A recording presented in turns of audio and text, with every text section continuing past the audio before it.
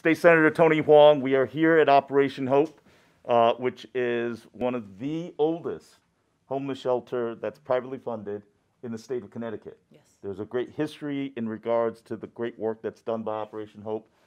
But we're here to announce a $30,000 state grant that is a result of the state's interest on real estate brokers' trust account that will help provide residents. The intent of the legislation was to be able to use that excess fund, which is not taxpayer money, to be able to offer grants to be able to help in the area of housing, as well as counseling and supportive services directly related to the underserved housing stock. And so we were able to get $30,000 as a grant to help Operation Hope in the area of mortgage foreclosure counseling.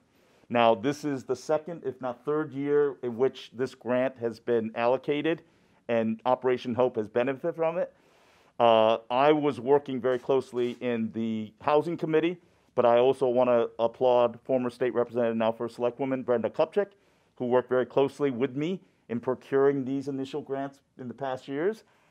But the most important aspect of it is the fact that during this COVID pandemic, we have a health crisis, but we also have a financial crisis. That the fact is people are literally one paycheck away from the possibility of mortgage foreclosure and the loss of their homes. So as a result of having Operation Hope and their counselors to have the funding to be able to give people supportive services, that when banks and creditors are making these aggressive calls, that they have resources and support services. So this grant will go a long, long way to help those individuals that have been impacted by COVID-19 in the economic and fiscal challenge that will ensue. So Carla, can you talk a little bit more about what this grant will do on behalf of your mortgage counseling services, but also talk about some of the latest data in regards to eviction and homelessness concerns that's been caused by COVID and maybe even before then? Absolutely, thank you. So we're excited about this grant because it helps fund two things: a counselor to help speak with people who are facing foreclosure and just don't know where to turn, but also it helps us with the arrearage. So if they're far behind and they can't save their mortgage any other way, these funds can be used to pay someone's arrearage to get them back on track. And so we've been running this program for 3 years, and we're super excited to be able to have the money now when we really need it. And for example, everyone's aware that COVID is affecting businesses, it's affecting families, and it's affecting communities, but I'm not sure that people realize how many of us who work in the service sector or the retail sector or in the restaurant field are out of work or working very reduced hours and are struggling to make ends meet.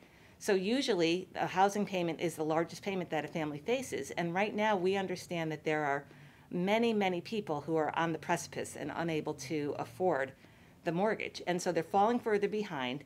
And while there's a moratorium right now, it doesn't mean that that moratorium will last forever, nor does it mean that those balances will be wiped out. So this funding is really super helpful to us. And, you know, that's one side of the story. The other side are the renters in our community.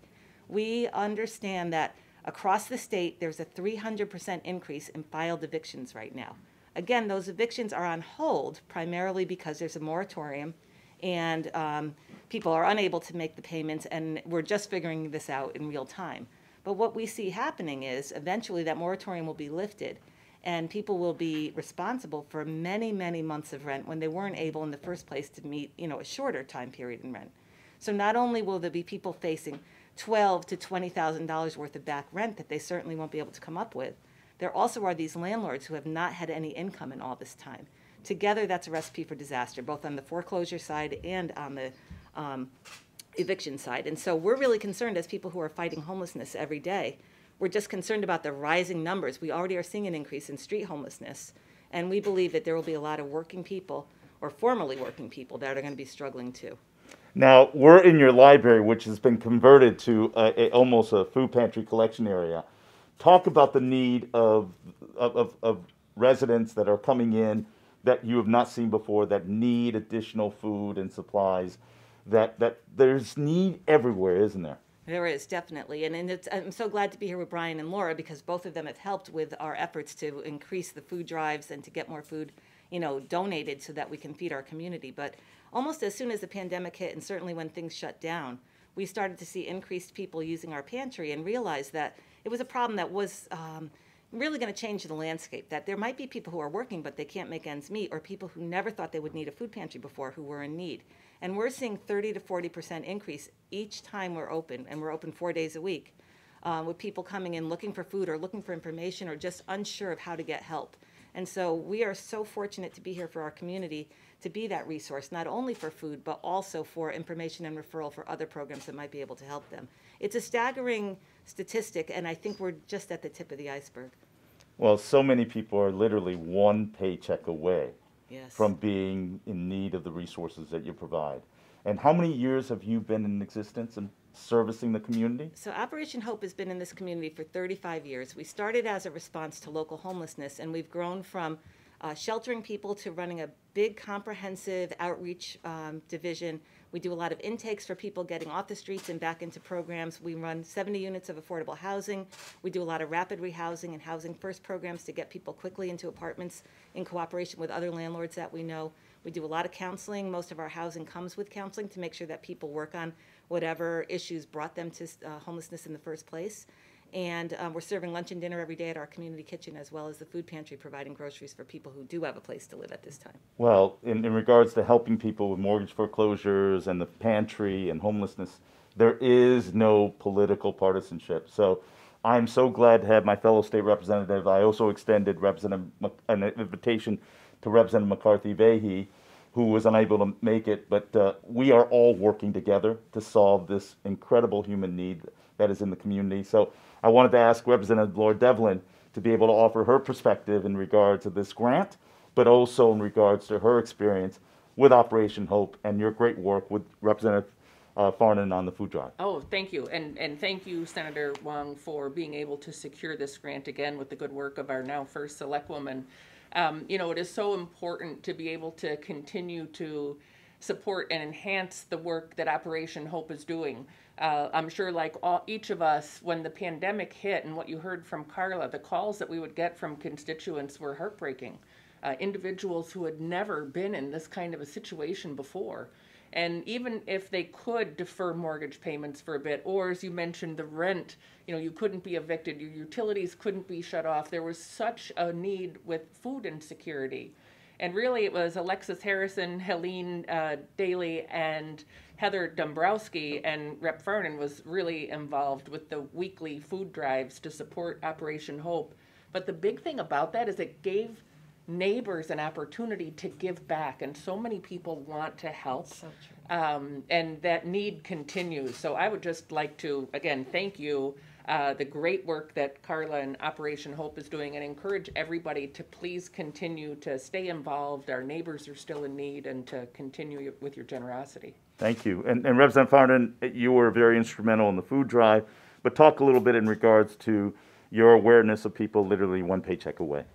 Yeah, I think we all have to remember that with COVID, so many people are out of work. So many people are one paycheck away from not being able to pay the rent, not being able to put food on the table. And what I learned through doing these food drives through Operation Hope, an amazing organization, is that the need is real. And we started these in the spring, and just like we can't have COVID fatigue, we need to be diligent with wearing our mask.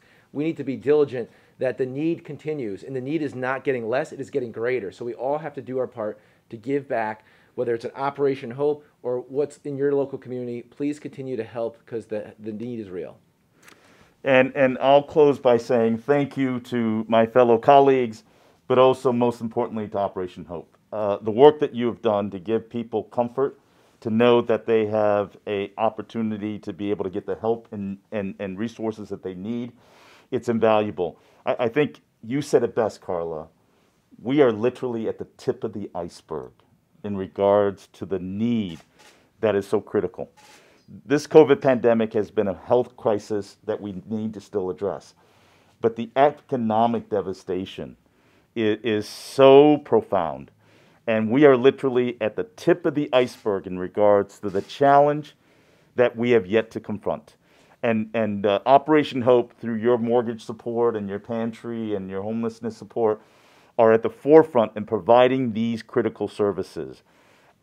I cannot say enough If you need help, Operation Hope is there to help you. It is confidential. It is supportive. It is a connected resource to other channels of resources throughout the state. But it's always here for you. And again, confidentiality and consideration of your presence in the community is very important to Operation Hope. They're here to help you. If you think there's any likelihood that you need some degree of support, give them a call, and it's www.operationhopect.org, and they're here to help you. Use them. Right. So I'm happy to take any additional questions, all of us. Do you have any particular questions? What's the percentage of people that you deal with in Fairfield versus other towns? Well, our goal. A lot of times people say, oh, there's poor people in Fairfield, and they seem stunned.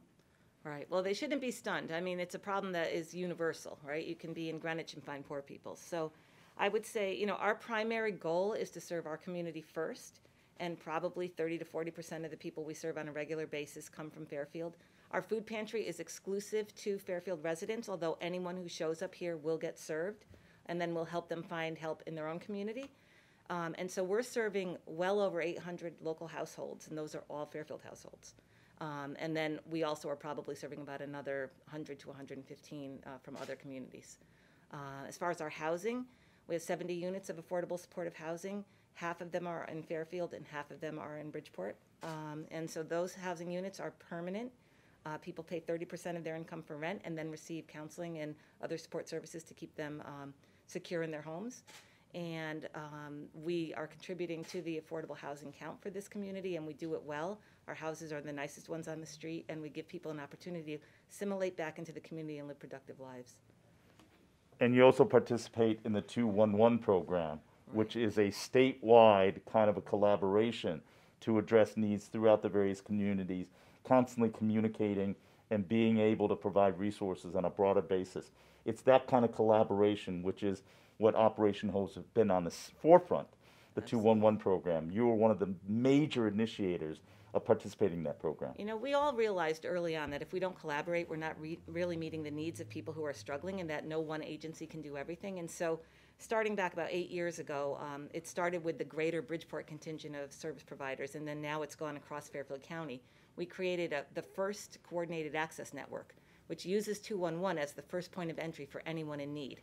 And from there, we have a team of people who are called navigators who will do an intake, figure out exactly what you need to get back on your feet, and start working on that. So we share that responsibility with the other service providers across Fairfield County to make sure that nobody goes unnoticed and that none of us can turn a blind eye to someone in need. And it's really a privilege to be able to do it with our peers. And that's why I wanted to share that. It isn't only Fairfield-centric. Through the 211 program and that network that has been initiated in the state, anybody who is watching this, anybody that needs the resources that have been caused by economic challenges or the challenge of COVID in their financials, they can reach out to 211 and have the resources. But if you live in Fairfield and Southport, we're here at Operation Hope to help you. Right, absolutely. And the one thing I can say is that our team is really, we feel fortunate to be able to do it. And we feel fortunate that we're linked with peers that can help us when somebody's out of our catchment area or just needs something we don't provide.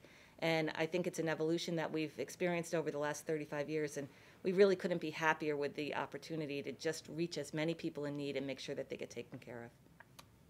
Well, thank you for being here. Appreciate it.